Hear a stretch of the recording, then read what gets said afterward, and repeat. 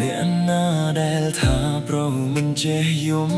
ពេលដែលក្រៀមក្រំចេះយំដូចគ្នាមនុស្សខ្ញុំស្រឡាញ់ទៅមិនវាចានេះហើយស្នេហាដែលយើងខំសាងយើងធ្លាប់សន្យាថាកាន់ដៃគ្នាទោះក្រយ៉ាងណាមិនគិតដល់ដៃស្គាល់គេអ្នកក្រោយកែប្រែចិត្តស្រីមិនអាចប្រាប់ថ្លៃឲ្យបែកពីគេអូនថាជ្រុលនឹងគេហើយបងអើយបែកគ្នាទៅពេលឮពាក្យពើបងស្ទើរតែខ្សែសូមអូនទៅចោះបងមិនហាមថ្លៃឲ្យមានភក្តី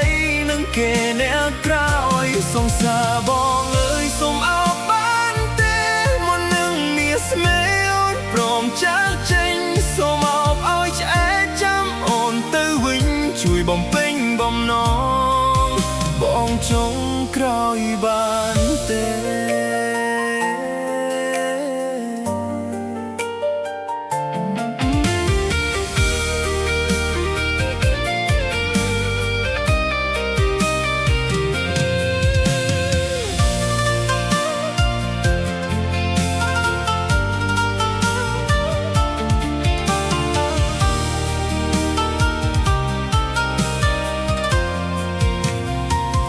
បងដឹងហើយថាអូនសម្រេចចិត្ត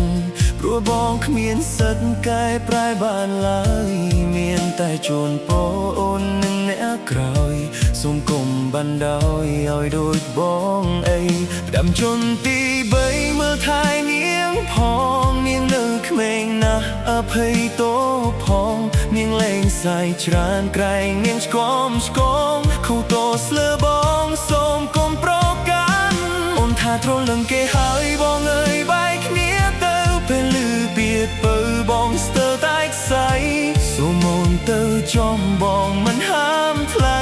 ឲ្យមានភក្តីនឹងគេអ្នកក្រោយសង្សារបងអើយសូមអោបបានទេមុននឹងមានស្មេអូនព្រមចាក់ចេញសូមអោបឲ្យឆ្អែតចាំអូនទៅវិញជួយបំពេញបំណងបងចង់ក្រោយបានទេ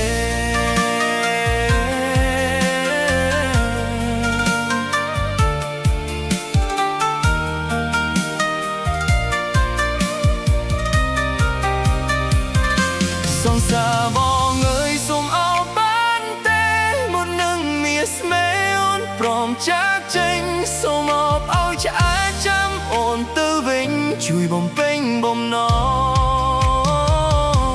ងបងជុំក្រោយបានទេ